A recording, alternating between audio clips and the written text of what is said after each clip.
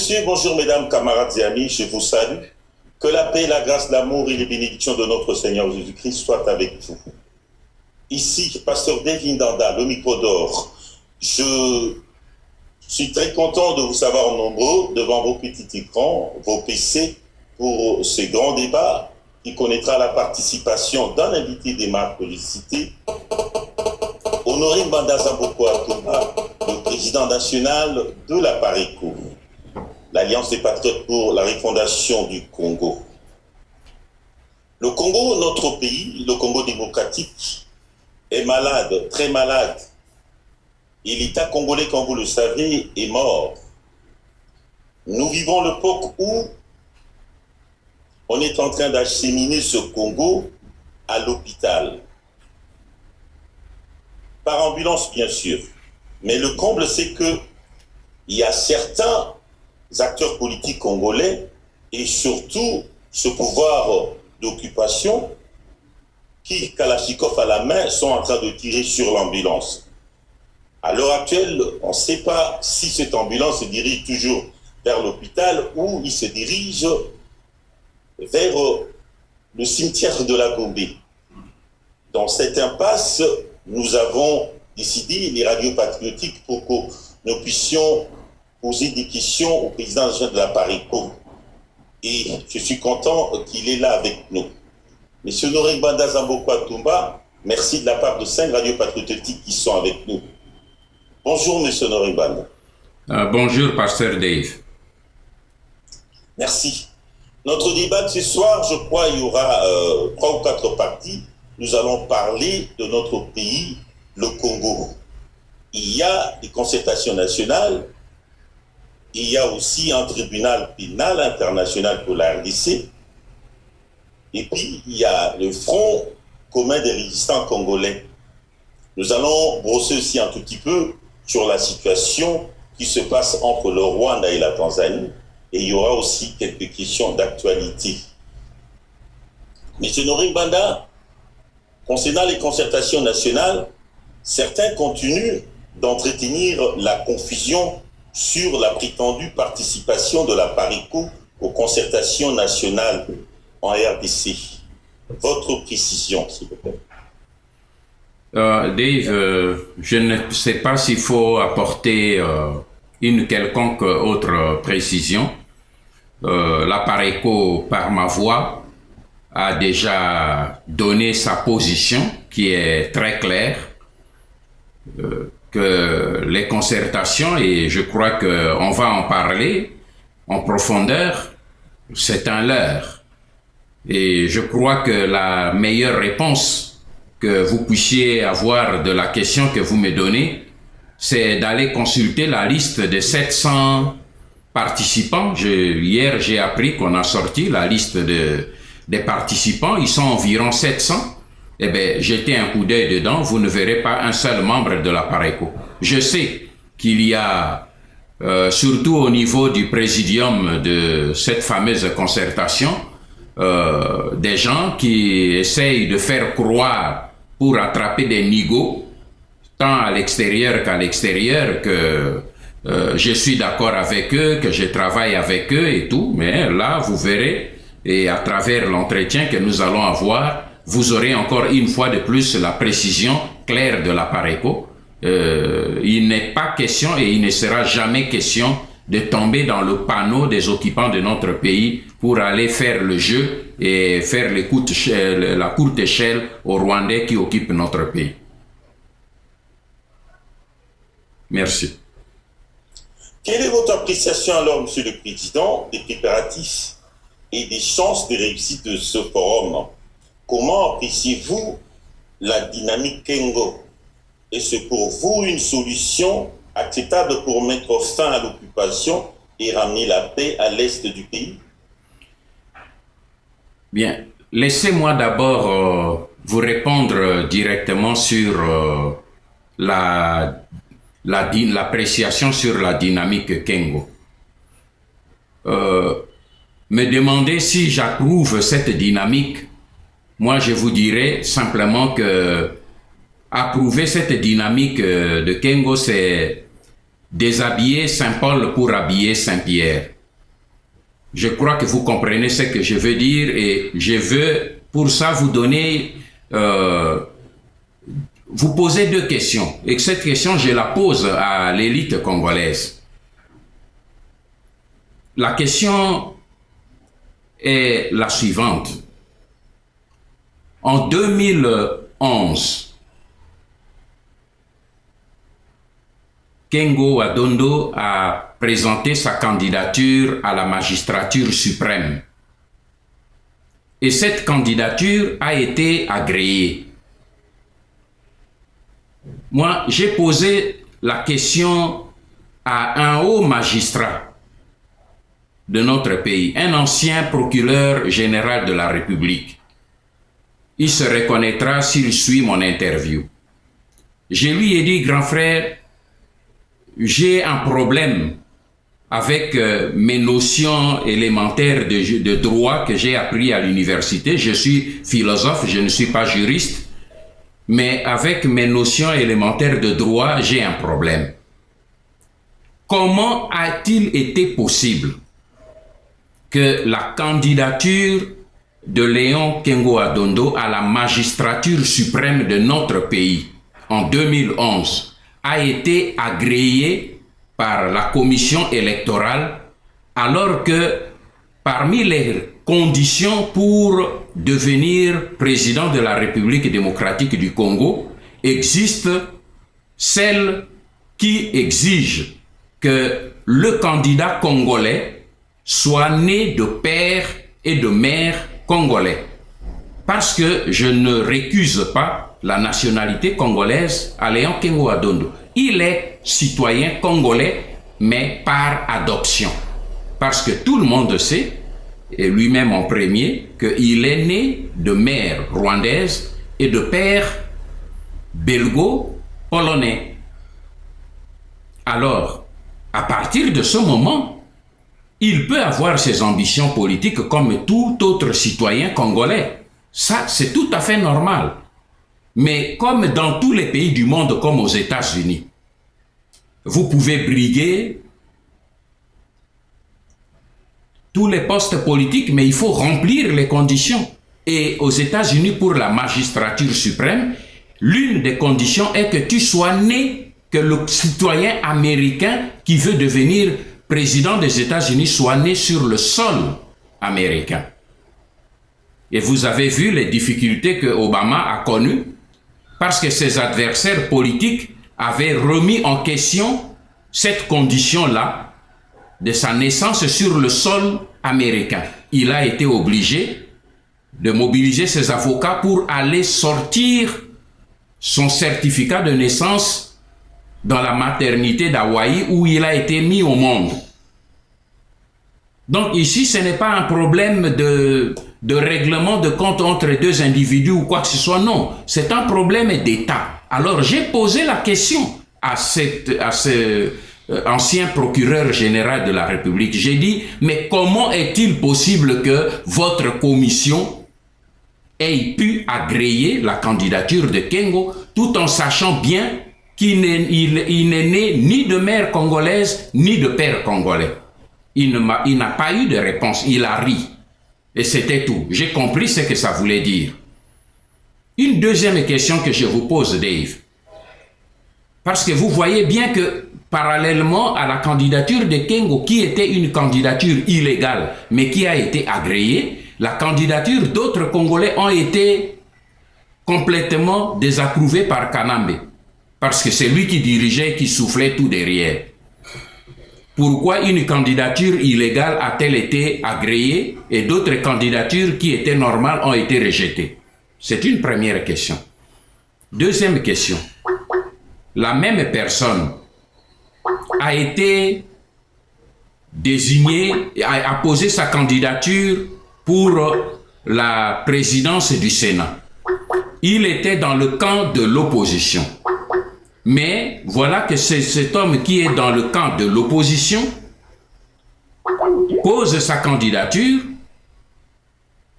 et la majorité présidentielle le vote contre le candidat de la majorité présidentielle qui était d'ailleurs un homme proche de Kanambe chez Okitundu. Est-ce que les Congolais ne comprennent pas ce qui se passe derrière le rideau dans tout ça? Moi, je reste avec des points d'interrogation.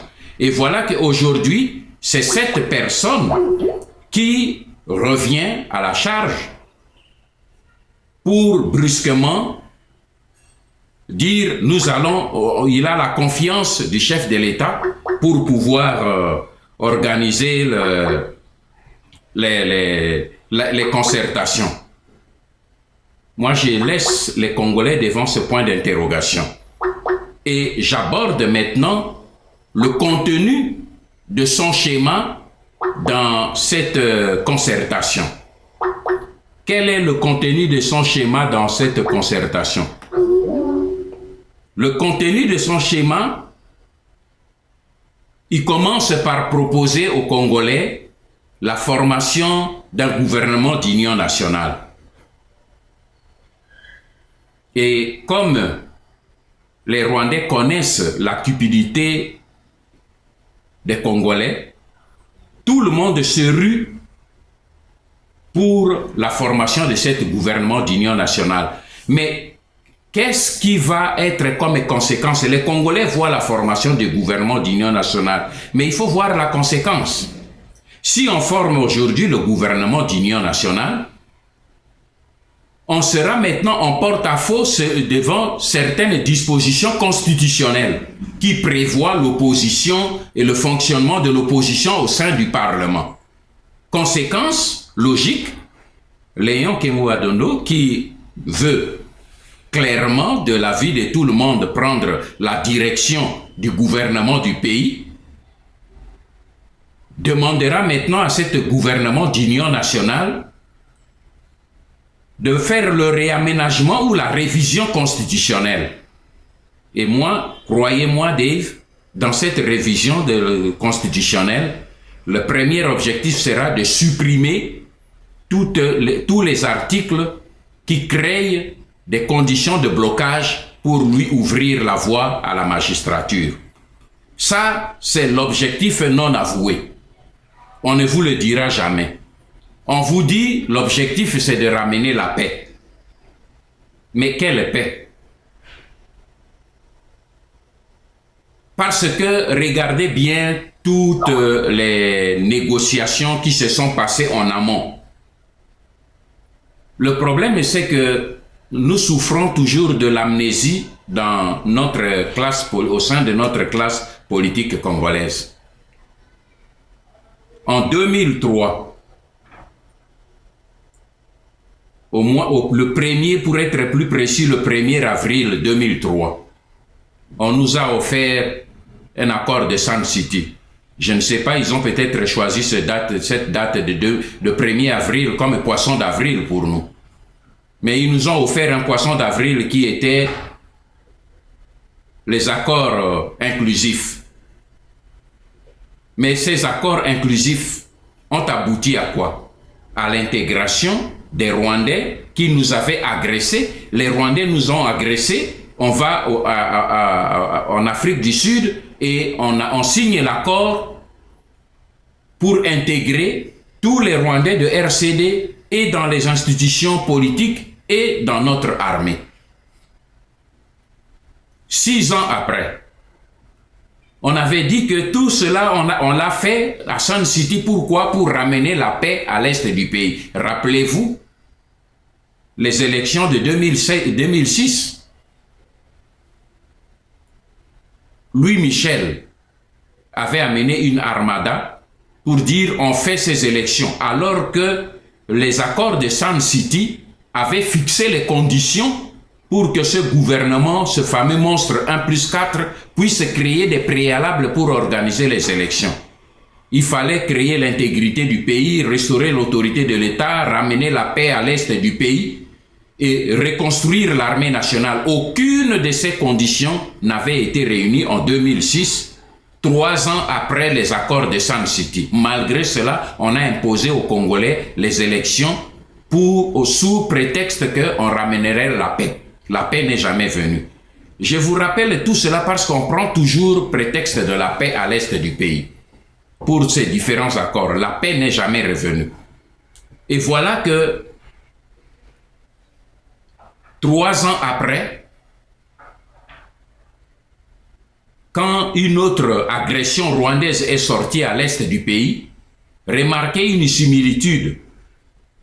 Kanambe, le Rwandais qui est à la tête de notre pays, désigne à cette époque-là un autre frère qui était à la tête, un de ses frères qui était à la tête du Parlement, Vital Kamerhe.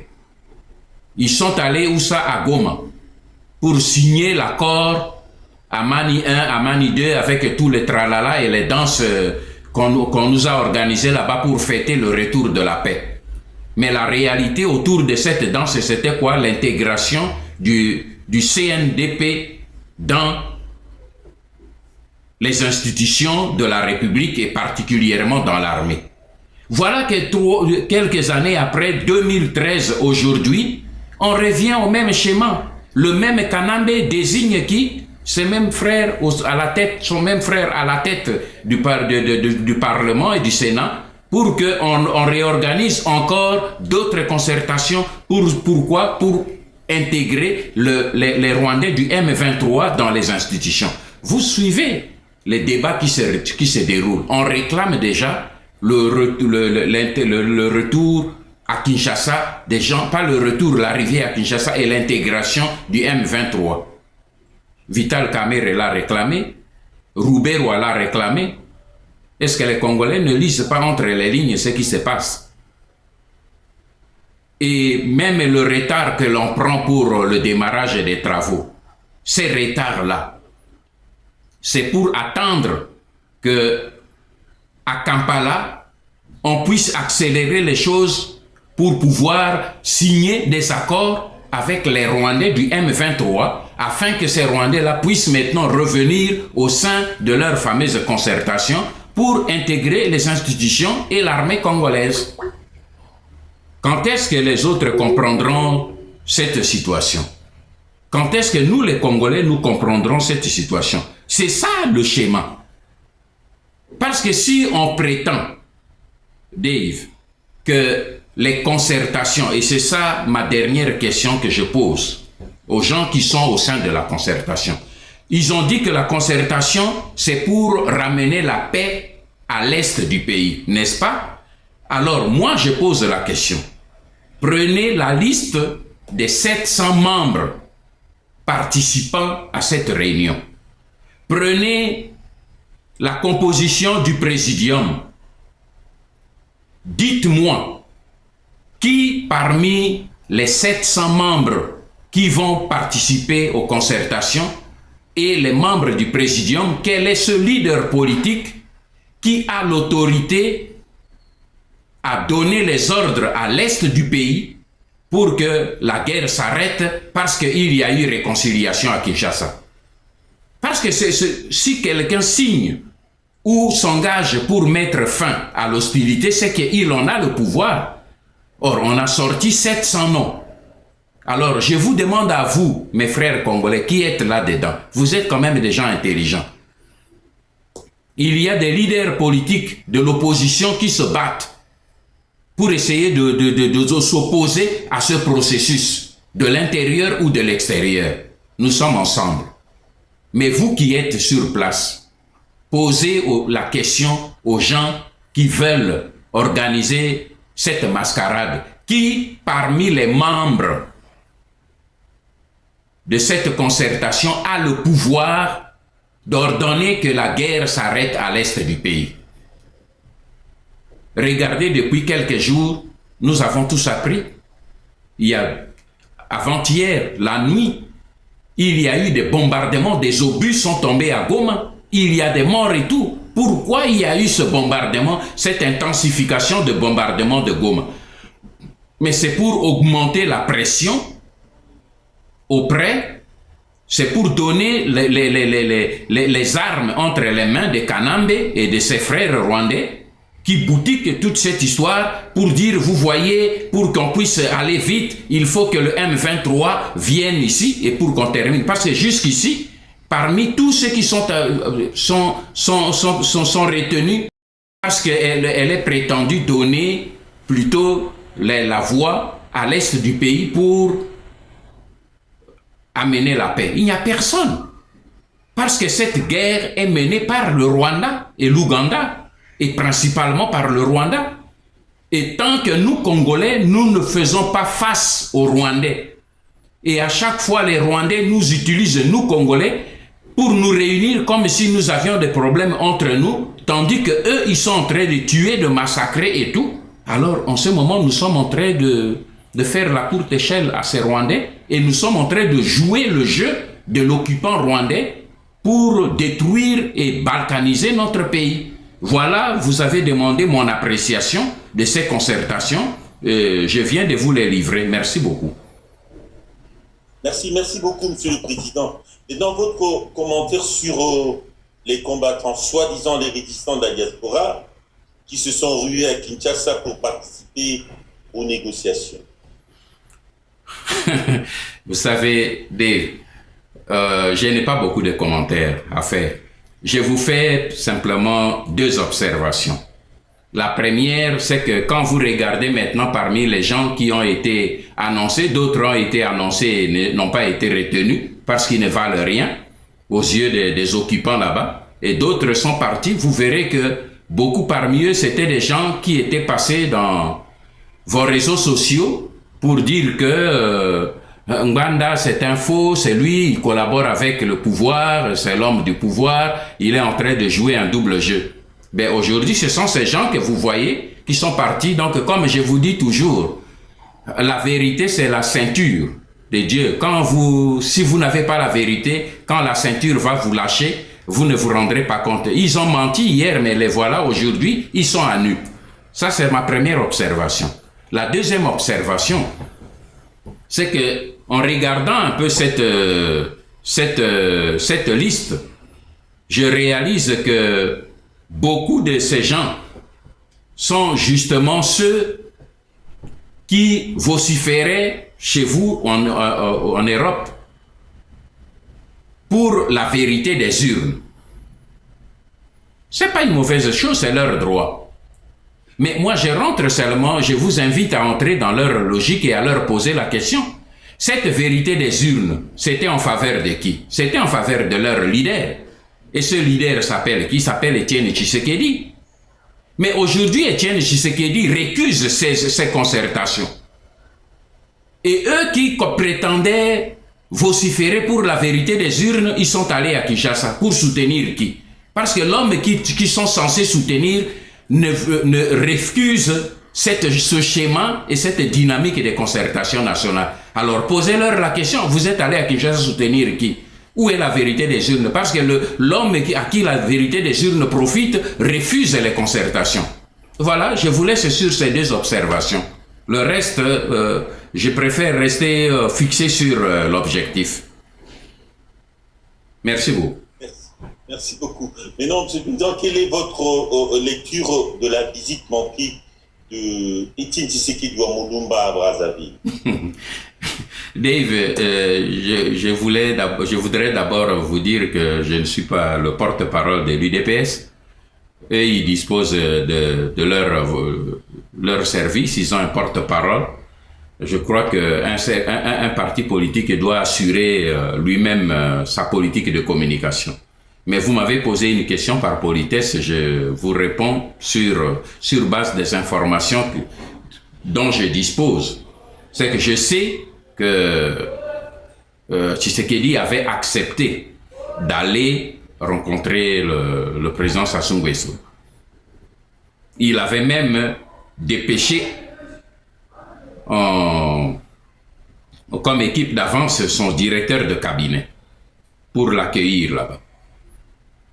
Mais on sait que je sais, d'après mes informations, c'est que le matin, disons plutôt tard la nuit, Étienne Tshisekedi avait, comme il a lui aussi ses réseaux de renseignements, il était informé que les autres voulaient exploiter politiquement cette traversée pour démobiliser sa base et faire croire que il adhérait automatiquement au processus, donc il reconnaissait son rival qui est au pouvoir. Donc pour éviter ce piège, il a décommandé sa visite et je crois qu'il a dû présenter ses raisons et ses excuses au chef de l'État congolais de Brazzaville, le président Sassou Nguesso. Ça, c'est ce que moi, par mes réseaux, j'ai appris et je crois que ce n'est pas mes oignons, parce que ces concertations-là, mon cher frère, ça ne m'intéresse ni de près ni de loin. Merci beaucoup. Merci. Maintenant, pour clôturer ce chapitre de concertation nationale, une dernière question. Quelle consigne donnez-vous aux patriotes résistants et surtout au peuple congolais? Bon, je préfère d'abord parler d'un conseil. Peut-être que vous trouverez ça bizarre, mais mon premier conseil s'adresse plutôt à Étienne Tshisekedi. Je crois qu'il est là devant un tournant décisif. Nous sommes tous devant un tournant décisif de notre vie. Je crois que ces concertations, comme ce fut le cas des élections, avec tout l'effort de campagne que vous et moi, nous avons battu ensemble, à réveiller le peuple congolais. Et nous continuons à faire comprendre au peuple congolais que ces concertations, c'est un piège. Mais Étienne Tshisekedi dispose d'une arme supplémentaire en face de ces concertations. Aujourd'hui, ce que je lui conseille, c'est qu'il élève la voix pour appeler le peuple congolais à se joindre à notre effort. Pour une fois, nous sommes tous les deux d'accord contre ces concertations, même si nos motivations sont différentes.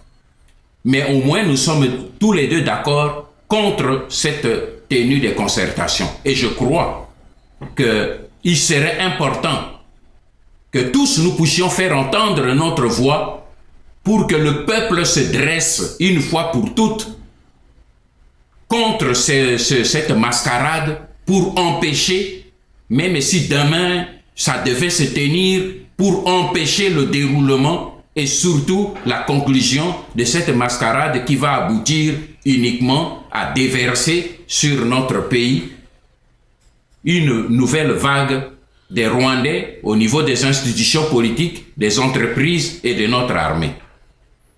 Enfin, la consigne que je peux appeler, c'est l'appel que je fais à tous les cadres intellectuels congolais et à tout le peuple congolais. Parce que tous les Congolais ne sont pas collabos. Beaucoup de cadres politiques et d'intellectuels congolais qui se battent à l'extérieur, comme maintenant à l'intérieur, le nombre ne fait qu'augmenter. Eh bien, c'est là le sens de mes consignes. C'est que je demande aux étudiants, je demande aux professeurs, qui sont des hommes qui véhiculent la science et qui connaissent la vérité de ce que je dis.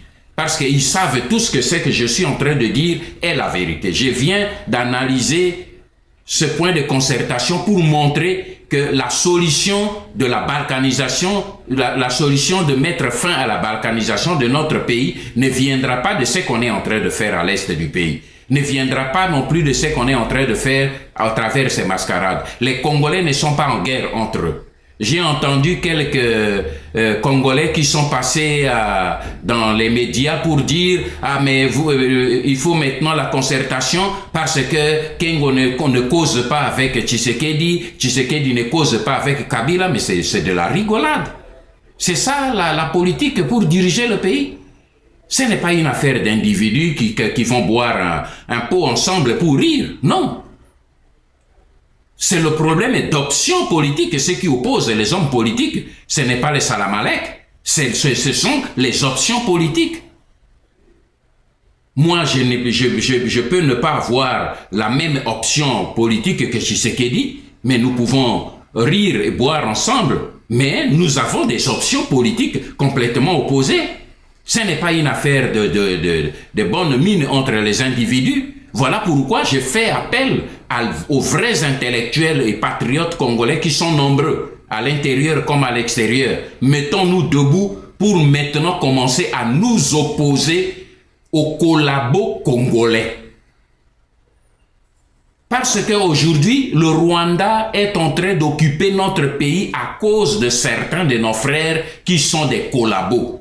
Et au niveau du Parlement, et au niveau du Sénat, et au niveau du gouvernement, et au niveau des entreprises, au niveau de l'armée, il y a des collabos. Tous ne sont pas des collabos. Nous sommes nombreux aujourd'hui des Congolais qui nous sommes réveillés pour pouvoir résister au processus d'occupation de notre pays. Eh bien, moi, je continue à m'adresser à ceux-là qui sont de plus en plus nombreux. Tobanda komi opposé naino na bande konabiso ba congolais collabo. Nous devons nous opposer à eux d'abord. Et je crois que un peu plus loin, je vous dirai ce que j'y pense. Merci beaucoup, Dave. Merci beaucoup, merci beaucoup. Nous allons passer maintenant au deuxième volet de ce grand débat. Le torchon brûle entre les deux présidents, le président du Rwanda et le président de la Tanzanie.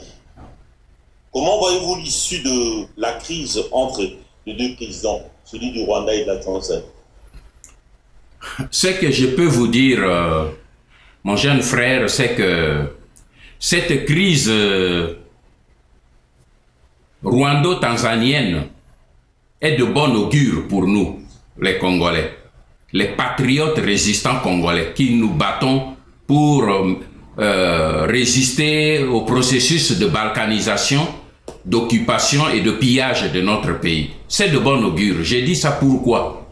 Parce que les ennemis de nos ennemis sont nos amis. Hein? Ce sont nos amis objectifs. Ce que je veux dire par là, c'est quoi? C'est que maintenant, au travers de cette situation, Kagame est dans une mauvaise passe parce que les fronts se multiplient contre lui. Il a maintenant 3 fronts. Son premier front, c'est notre pays, la République démocratique du Congo.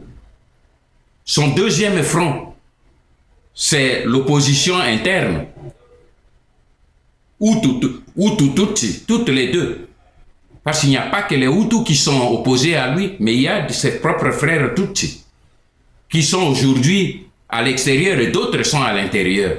Et voilà qu'il y a le troisième front, c'est le front tanzanien. Ça va l'affaiblir. Et je crois que notre rôle, et mon rôle, entre autres en tant que leader de la résistance, c'est d'œuvrer à ce que nous puissions créer une synergie entre ces 3 fronts pour apporter maintenant la guerre au Rwanda. Lui, il a apporté la guerre chez nous, il veut apporter la guerre chez les autres. Il faut que nous puissions apporter la guerre chez lui. Mais comme ce sont des stratégies de haut vol, je n'ai pas à développer mon idée ici. Comprenez ce que je veux dire. Que pour nous, c'est important. Moi, je sais que c'est de bon augure. Et nous allons exploiter cette situation à fond pour renverser la vapeur. Merci. Quel est alors votre commentaire sur les expulsés rwandais? Vous savez, on a expulsé les Rwandais, les Tutsis, mais qui se dirigent maintenant vers la RDC, votre pays, et ils se dirigent vers le Katanga, au lieu de rentrer chez eux au Rwanda. Votre commentaire là-dessus? C'est encore une preuve, si besoin en était, pour montrer que le Congo est un pays qui est maintenant sous l'occupation rwandaise. Est-ce que dans un pays normal ou dans un monde normal, vous pouvez comprendre que la Tanzanie expulse les Rwandais, mais les Rwandais ne rentrent pas au Rwanda et quittent le Rwanda pour passer chez nous, et que le perroquet de Kanambe qui sont là, qui montent au créneau pour n'importe quoi, personne ne réagit. Est-ce que vous avez entendu Mende réagir? Lui qui saute sur, qui aime être en vedette sur toutes les petites situations, même si une mouche est morte quelque part, il monte au créneau. Est-ce que vous l'avez entendu parler? Non. Pourquoi? C'est parce que son chef donne des consignes. Ce sont mes frères qui entrent chez nous. Laissez-les entrer, c'est tout. Voilà, il faut simplement, mon jeune frère, que nous poussions au travers de ça. Et vous faites bien de poser des questions comme cela. Parce que les Congolais peuvent maintenant, à partir de ces faits-là, comprendre que nous n'avons plus un pays qui nous appartient. Parce qu'on ne peut pas comprendre que les Rwandais qui sont expulsés à l'est traversent pour aller à l'ouest de l'Ouganda, à l'ouest du Rwanda et viennent chez nous. Et que chez nous, personne ne lève le petit doigt pour réagir que les 6000 là qui sont en train d'entrer, ils n'entrent pas. Non, ce sont les pauvres citoyens congolais qui sont à la frontière, qui doivent crier et qui doivent pleurnicher parce qu'ils n'ont plus que leurs yeux pour pleurer, parce que le pays, à ce niveau-là, ne leur appartient plus. Voilà. Les Rwandais maintenant viennent de révéler l'identité de l'épouse du président Jakaya Kikwete de la Tanzanie, en précisant même qu'elle est la cousine du feu président Juvenal Habyarimana, que vous aviez connu quand il était encore vivant. Votre commentaire là-dessus? Dave Nanda, est-ce que si la dame était de l'ethnie Tutsi, vous croyez que Kagame aurait dévoilé ses origines rwandaises? Il a dévoilé ses origines rwandaises parce qu'il est Hutu. Mais si cette dame avait été Tutsi, est-ce qu'il aurait dévoilé ses origines rwandaises? Si tel est le cas, pourquoi il n'a pas dévoilé les origines rwandaises de Kundabatware et de Taganda, qui font les dégâts chez nous? Cette dame-là n'a pas tué les gens au Congo, elle n'a pas tué les gens au Rwanda. Mais les gens qui ont tué chez nous, avec la nationalité, les gens d'origine rwandaise, de nationalité rwandaise, Nkundabatware et Taganda, pourquoi ils ne révèlent pas leur identité? Et pourquoi ils ne révèlent pas l'identité du grand Rwandais, du petit Rwandais qui est dans notre pays, Kanambe? Pourquoi tout ce temps, ils ne révèlent pas l'identité de Kanambe, qu'il est d'origine rwandaise? Il cache son identité jusqu'aujourd'hui alors que ce bonhomme a travaillé avec lui. Il a été dans les services de renseignement de l'armée rwandaise, sous les ordres de James Kabarebe. Pourquoi il n'a pas dévoilé son identité? Quand James Kabarebe était à la tête de notre armée et il avait dit qu'il était congolais d'origine, pourquoi il n'a pas révélé ses origines rwandaises? Pourquoi il ne révèle pas les origines rwandaises de Ruberwa et de Kamere? Pourquoi il ne révèle pas? Et il ne révèle seulement que l'identité de celle qui est en Tanzanie. Ça, c'est tout. Moi, je vous réponds simplement par ces questions-là. Merci. Merci beaucoup. Il y a un tribunal pénal international pour la RDC. 52 personnalités françaises, dont l'ex-otage Madame Ingrid de Betancourt, ou les anciennes ministres Ramayad et Roselyne Bachelot, viennent d'adresser une lettre ouverte à M. Hollande demandant son appui et celle de la France auprès de l'ONU, afin que sur base, entre autres, de rapports mapping de l'ONU publié en 2010, qu'il soit créé un TPI pour juger les crimes commis en RDC et en particulier les viols des femmes congolaises. Que pensez-vous, Monsieur le Président, de cette initiative, sachant que la Barico avait déjà eu une démarche similaire il y a quelques années, je crois en 2007? Oui, pour signer une lettre ouverte adressée au secrétaire général de l'ONU, accompagnée d'une pétition pour exactement demander la création du TPI. Et si ma mémoire est bonne, nous avions remis 5 jours après la copie de cette pétition et de cette lettre au président français de l'époque, Nicolas Sarkozy.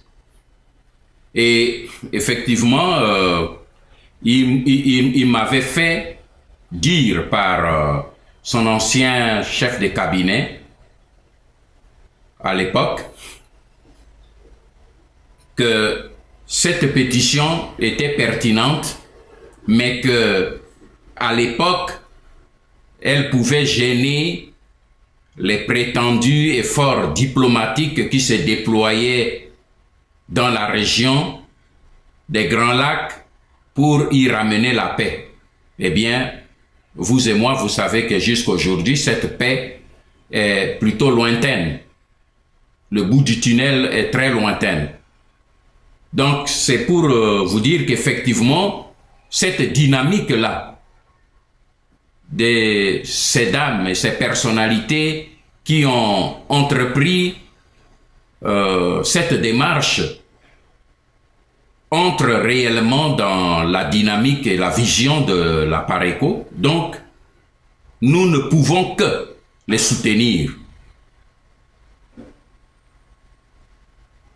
Voilà pourquoi je peux vous dire que les choses qui se font au niveau diplomatique à un haut niveau, on ne fait pas de bruit à cela, autour de cela. Ça demande une certaine discrétion. Mais par contre, je vous apprends que moi, je vais dans le cadre du Front commun des résistants congolais que nous venons tous de mettre sur pied. Je vais proposer à tous mes collègues et tous mes compatriotes du Front commun des résistants que nous puissions constituer en son sein un comité spécial de soutien composé des mamans congolaises pour aller apporter non seulement du soutien, mais de l'aide en information et en démarche auprès de ce comité de 52 personnalités pour soutenir cette action. Ça, nous allons examiner ça dans le cadre du Front commun des résistants congolais pour essayer vraiment d'apporter quelque chose de concret à cette dynamique-là que nous soutenons à 100%. Merci. Le Front commun des résistants, parlons-en un peu, Monsieur le Président. Le 14 juillet dernier, avec plusieurs compatriotes, vous avez lancé une nouvelle dynamique dénommée le Front commun des résistants congolais. En plus de récentes vidéos réalisées par les membres de ce Front commun des résistants congolais, on a pu assister cette semaine au lancement d'un forum sur Facebook qui a recueilli plus de 1500 membres en quelques heures seulement. Quelle suite comptez-vous donner à cette initiative? Et que dites-vous aux Congolais qui souhaitent adhérer à cette dynamique? Oui, je commence par une précision importante pour vous dire que je ne suis pas le président du Front commun des Congolais et la Pareco n'est pas la présidente non plus du Front commun des Congolais. Ce front rassemble tous les vrais résistants. J'insiste sur le mot vrai résistant congolais, qui n'a pas un pied dedans, un pied dehors, mais qui veut réellement se battre pour résister parce que nous avons assez souffert des désordres, des demi-mesures, des caméléons et de tout cela. Non, nous voulons vraiment que ceux qui ont l'amour et comme idéal, ils n'ont pas d'autres objectifs cachés derrière de leur propre végétariat ou bien de chercher un poste ou un positionnement, non. Mais des gens qui sont plutôt prêts à payer le prix, à faire le sacrifice, à payer le prix de leur vie pour la libération de notre pays. Et là, croyez-moi, il y a des actions qui se préparent tant à l'intérieur qu'à l'extérieur et vous n'avez pas encore fini d'entendre parler de ce front parce que nous ne sommes qu'à la phase du démarrage. Mais ce front, permettez-moi de profiter d'abord de cette occasion pour vous dire que ce front a une nouvelle philosophie. Pour utiliser un peu le langage des jeunes Congolais, a une nouvelle idéologie. C'est l'union, la force dans l'union. Nous avons une philosophie de la complémentarité. Et j'explique. Ça veut dire que nous sommes les membres d'un même corps. Et ce corps a pour objectif combattre l'occupation de la République démocratique du Congo par tous les moyens. Je dis bien par tous les moyens. Spirituels, matériels, humains, tout. Nous utilisons tous les moyens pour nous combattre. Et nous ne voulons pas qu'on amène en son sein cette mentalité de rivalité, de supériorité ou d'infériorité, cette mentalité de védétariat. Non, il n'y a pas une vedette que les autres doivent se mettre derrière pour porter son nom ou son image. Mais nous nous mettons ensemble pour un seul objectif, notre mère, la RDC. Il faut la sauver par tous les moyens. Et si nous sommes membres, ce qui manque souvent dans la mentalité des Congolais, les membres d'un seul corps, mon cher Dave, tu es pasteur, quand tu prends dans Romains 12, tu vois comment la Bible décrit ce phénomène. Nous sommes les membres les uns des autres. Cela veut dire qu'il n'y a pas un membre qui soit plus important qu'un autre. Parce que tous, nous avons besoin l'un de l'autre. Certes, on peut dire que les yeux sont plus importants. Mais si vous avez les yeux, mais le cœur est caché, si le cœur ne bat pas, si le sang ne monte pas dans le cerveau, les yeux s'éteignent. Donc vous voyez que les yeux seuls ne peuvent pas dire « je suis le plus important » par rapport à qui et par rapport à quoi. Il n'y a aucun homme sur cette terre qui soit un homme le plus important, le plus beau, le plus grand, l'irremplaçable. Il n'existe pas. Nous sommes tous dépendants les uns des autres. Et si nous entrons dans la philosophie des jalousies parce que je veux être ceci, et si vous prenez cette vision dans le cadre du corps, si l'œil, ton œil là, commence à jalouser la langue, pour dire à la langue pourquoi les bonnes sauces et tout cela, il n'y a que la langue seule qui mange. Mais prenez alors la sauce, dites à l'œil, ouvre, et je vais te mettre la sauce là-dedans. Vous allez voir comment vous allez pousser les cris. Parce que l'œil ne pourra pas supporter le sel, il ne pourra pas supporter le piment. Il n'est pas fait pour ça. Voilà pourquoi nous, dans le cadre du front, nous nous mettons ensemble et nous disons, frère, que chacun vienne avec ce qu'il a. Toi, tu es fort dans l'écriture, écris. Toi, tu es fort dans le langage, parle. Toi, tu es fort dans l'action, fais l'action. Tu es fort dans la mobilisation, mobilise. C'est tout ce que nous voulons dans le cadre du front commun. Nous ne voulons plus de cette mentalité de rivalité, de chicanerie, d'enfantillage, des rivalités inutiles. Non, nous sommes focalisés sur notre pays. Ce n'est pas un problème de végétariat. Tous les membres du corps ne s'exposent pas. Il y a des membres du corps que vous cachez d'évidemment.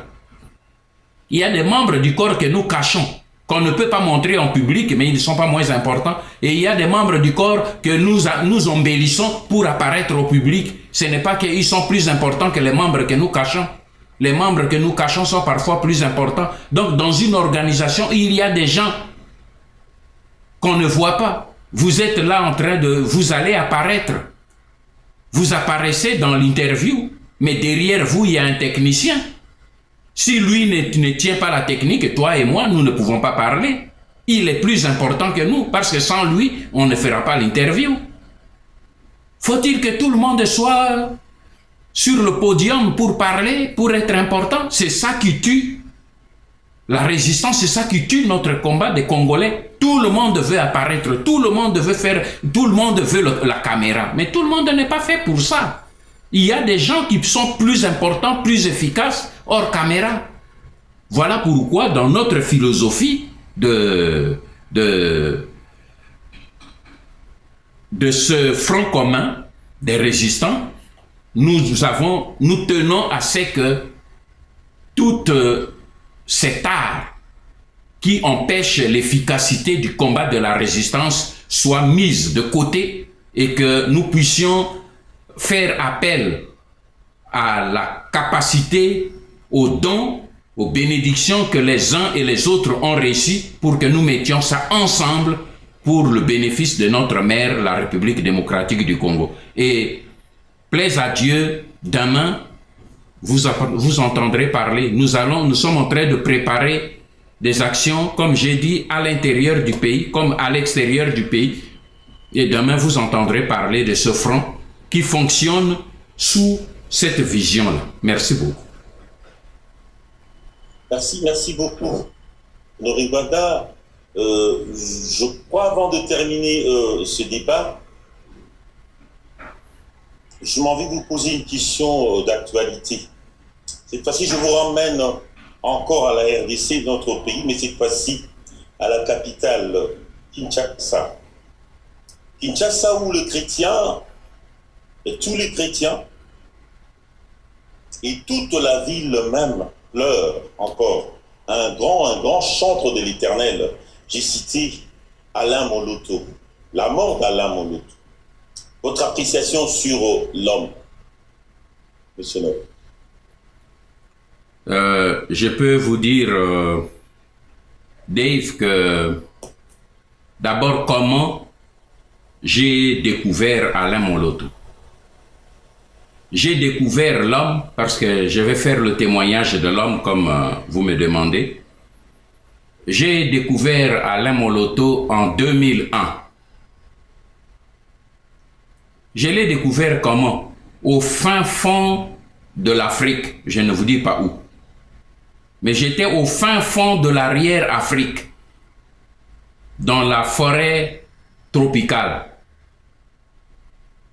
Et c'est un phénomène rare dans ma vie.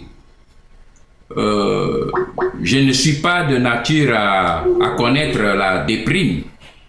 Mais ce soir-là, j'étais vraiment devant une situation qui me conduisait à déprimer.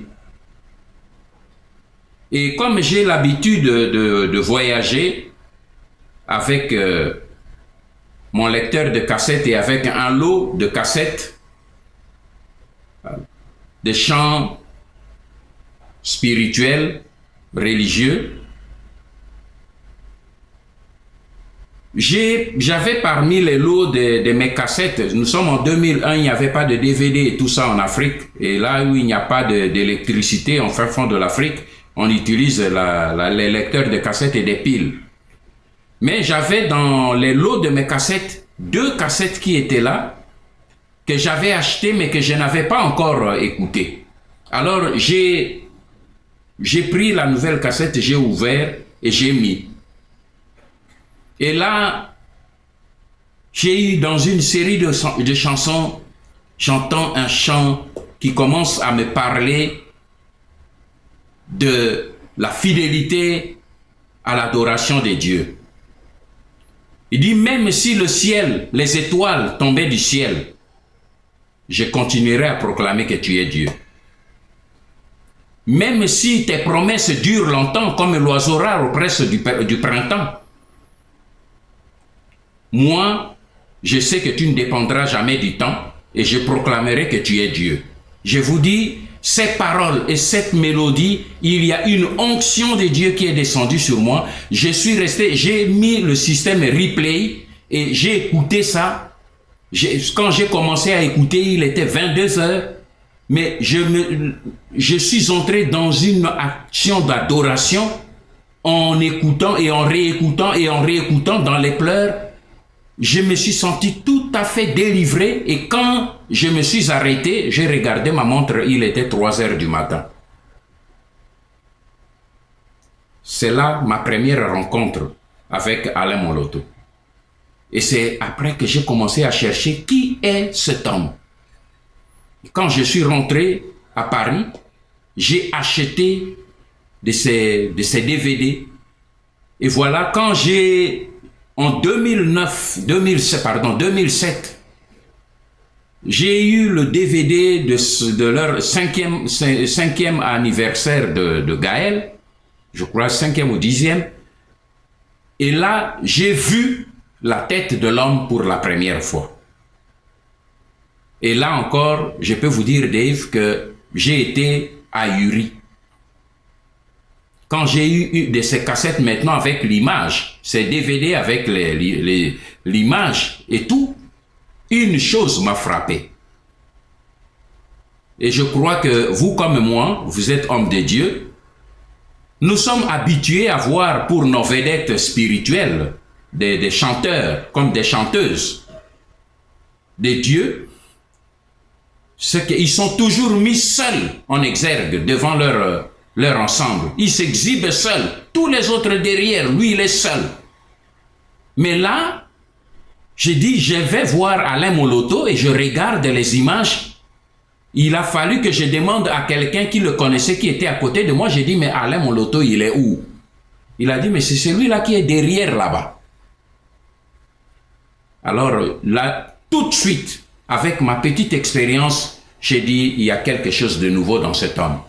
C'est la première fois que je vois une vedette de Dieu sans être vedette du monde.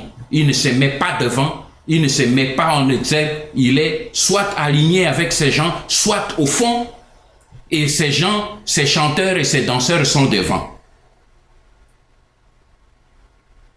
Et enfin, dernièrement, je suis venu découvrir au travers des différents chants, celui dont j'ai parlé dernièrement, c'est encore possible, dont je ne me sépare jamais, parce que c'est un chant prophétique pour notre pays.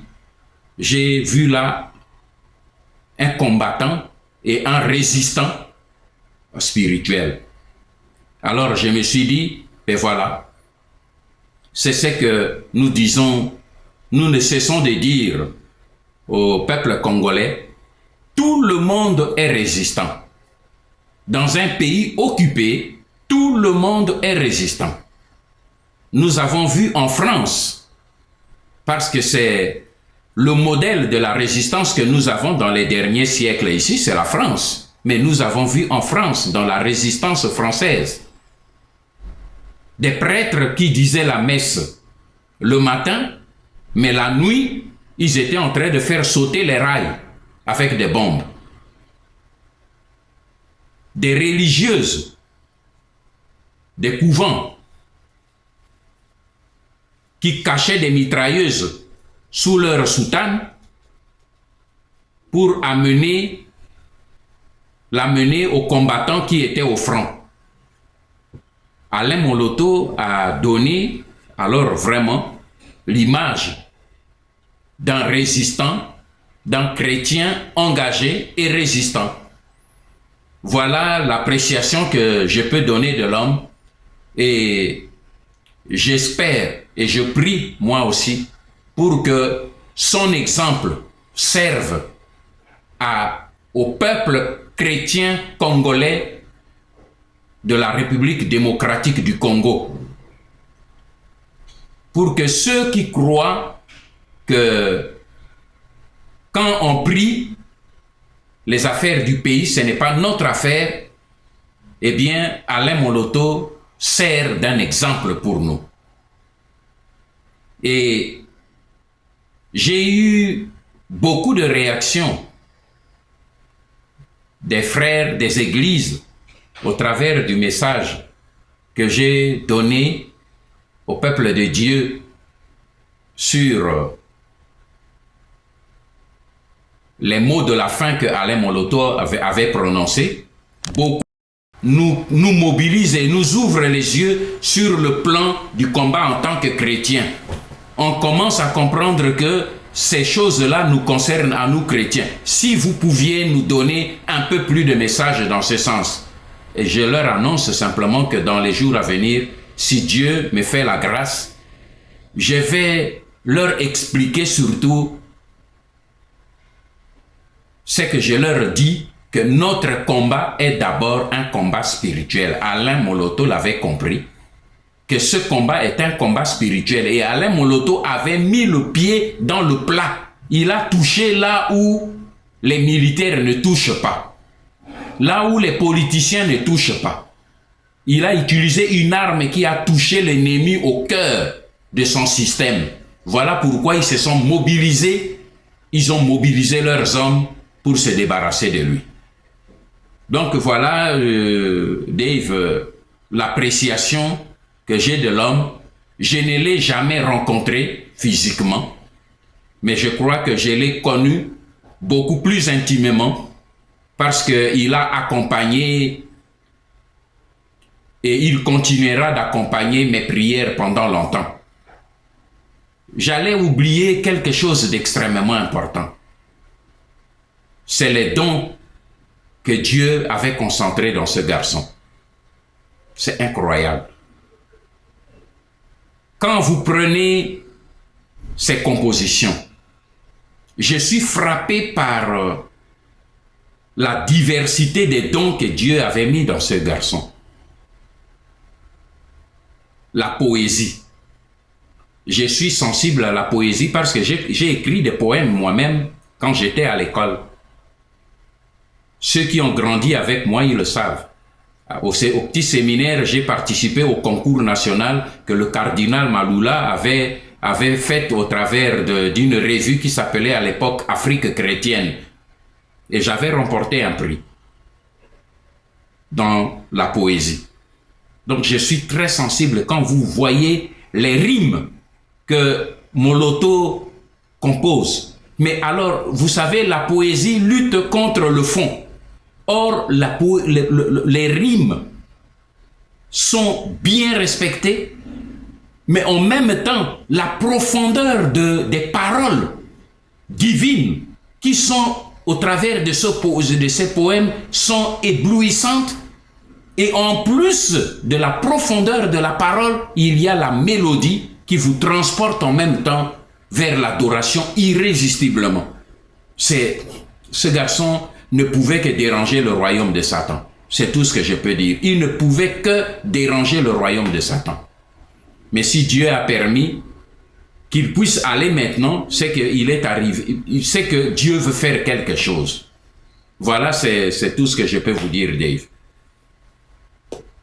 C'est très profond ce que vous dites là, le Séminaire Mbanda Zambokwa. Mais il y a une confusion totale à Kinshasa maintenant autour de la mort d'Alain Moloto. Avez-vous un commentaire autour du débat?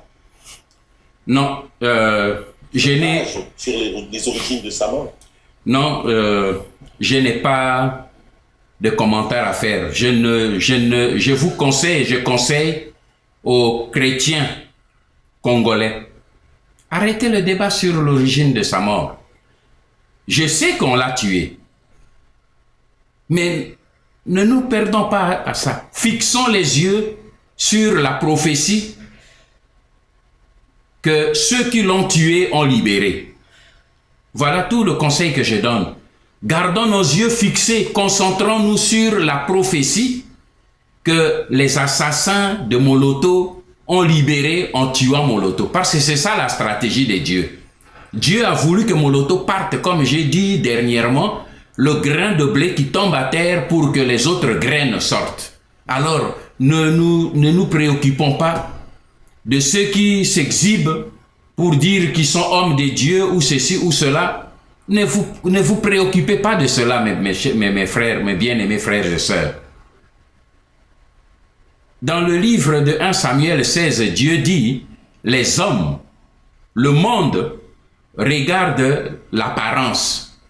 Vous regardez des toges, vous regardez des costumes, vous regardez des cravates de tous ces hommes de Dieu qui s'exhibent. Mais Dieu dit, vous les hommes, vous regardez ce qui vous frappe. Mais moi, Dieu, je regarde l'intérieur. Beaucoup de ces hommes-là, demain, ne soyez pas étonnés. Je ne dis pas qu'il n'y a pas de vrais serviteurs de Dieu. Ne me faites pas dire ce que je ne dis pas. Mais je dis ceux qui sont concernés, ils se reconnaissent au travers de ce que je dis. Nous avons des vrais hommes de Dieu dans notre pays, qui servent Dieu et qui craignent Dieu.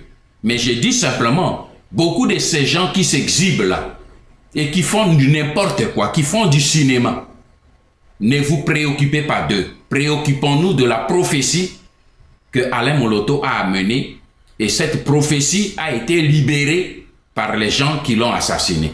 Parce que les gens qui s'exhibent là, le dernier jour, vous entendrez la voix de Christ dire, quand eux ils diront, mais Seigneur, nous avons rassemblé des foules en votre nom, nous avons chanté en votre nom, nous avons prêché en votre nom, nous avons ressuscité des morts, nous avons guéri les malades. Et vous entendrez une voix qui dira, loin de moi, je ne vous ai jamais connu. Jamais connu. Mais il faisait toutes ces choses au nom de qui? Jamais connu. Je ne vous ai jamais connu. Faites simplement en sorte que demain, lorsque nous rencontrerons notre Seigneur Jésus-Christ, nous soyons accueillis aussi par notre frère Moloto. Après que notre pays aura été libéré par la puissance de notre Seigneur. Voilà ce que je peux vous conseiller. Merci. Merci beaucoup, M. Honoré Mbanda Zambo-Kwa Toumba. Je rappelle à tout le monde, à nos auditeurs, que nous avions connu la participation de M. Honoré Mbanda Zambo-Kwa Toumba, le président national de la PARECO, l'Alliance des Patriotes pour la refondation du Congo. Je ne sais pas si vous avez un mot de la fin, M. Honoré Mbanda, vous avez la parole. Mon mot de la fin, c'est que la résistance, comme je viens de dire, n'est pas une affaire des politiciens. La résistance est une affaire de tous les Congolais. De toutes catégories, y compris catégories religieuses, spirituelles. Et le combat que nous menons est d'abord un combat spirituel. Je vous expliquerai dans les jours qui vont venir. Vous comprendrez pourquoi j'ai dit que ce combat est un combat d'abord spirituel. Ceux qui ne comprennent rien à rien, ils pensent que, ah tiens, peut-être qu'il est fatigué du combat politique, alors voilà pourquoi maintenant il veut s'attaquer, il veut se réfugier. Non, vous comprendrez quand je vais vous donner le message. Il ne faut pas que nous soyons distraits. Bien-aimés, mes compatriotes, le combat est une affaire de tout le monde. Alain Moloto vient de vous donner un exemple patent pour montrer qu'on peut être pasteur, on peut être chanteur, on peut être leader religieux, leader spirituel. Eh bien, cette position vous donne le devoir de lutter pour votre pays. Voilà pourquoi le seul mot que moi je peux vous dire, vous donner à la fin, c'est qu'il y a l'espoir. Il y a de l'espoir. Quelle que soit la durée de la nuit, le jour finit toujours par se lever. Et le jour se lève. Ne vous laissez pas abattre par l'obscurité actuelle. Le jour se lève. Alors résistez, résistez et résistez, parce que le combat que nous menons est un combat juste pour notre pays.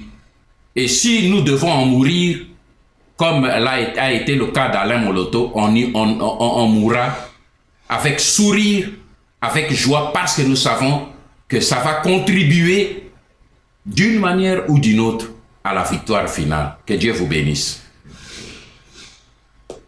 Merci beaucoup. Tout est bien qui finit bien. Nous arrivons à la fin de ce grand débat. Je m'en vais vous dire merci, Monsieur Honoré Mbanda Zambo-Kwa Toumba, au nom des radios patriotiques qui sont ensemble pour faire ce travail avec nous. Je cite la radio Kimpwanza, Radio Congo Horizon, Radio Lobiko, Radio Bonsomi, Radio Bendele et Radio Kolele. Mesdames et messieurs, c'était le grand débat avec Honoré Mbanda Zambo-Kwa Toumba, le président national de la PARECO. À la prochaine. Résistez. Bye bye.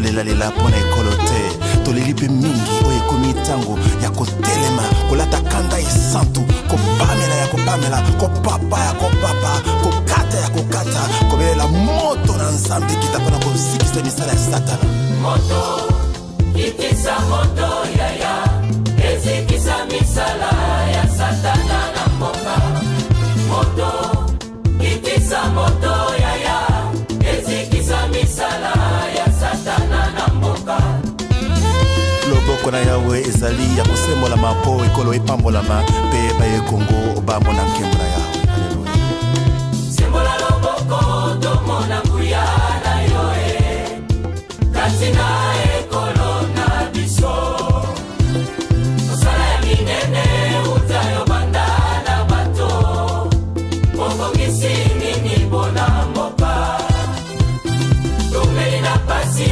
ya eton kutu yaka tobandela elongo na yoe yaka mokonzi yaka tobandela kotonga ekolo elongo na yo tala etuluku ya bansomi ya kongo batelemi mpona koyamba lipamboli kote epai na yo sembola loboko na ekolo tolingi tomona embo na yo sembola loboko na ekolo tolingi tomona embo sembola loboko tomona nguya tobebisa misala ya satana na mboka makila ma yesu mapetola ekolo mabebisa misala ya satana na mboka sembola loboko tomona nguya tobebisa misala ya satana na mboka makila ma yesu mapetola ekolo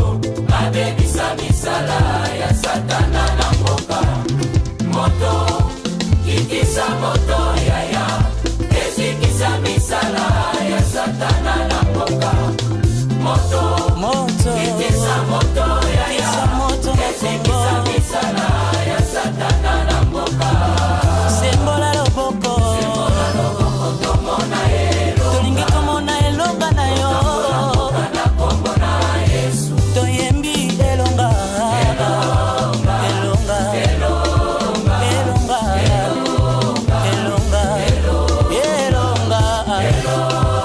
elonga elonga ah moto moto na yo kitisa moto misala ya satana lokola baelia na kongo yesu kisa moto moto na yo ekita misala ya satana na mboka yawe loboko na yo ya bokeseni mboka na kombo na kombo ya yesu elonga elonga elonga elonga elonga elongo na yesu tobeleli moto kisa moto kitisa moto na yo misala ya satana liboso baprofeta bala kongo toyeba konzo nzambe kisa misala ya satana sembola loboko mobali ya bonzambe tomona elo tokambola mboka elongo na yo na kombo na yesu tokonfese elonga elongo na yesu elonga elonga elonga elonga elonga ah kitisa moto na mboka ya kongo ya tobeleli moto na mboka kongo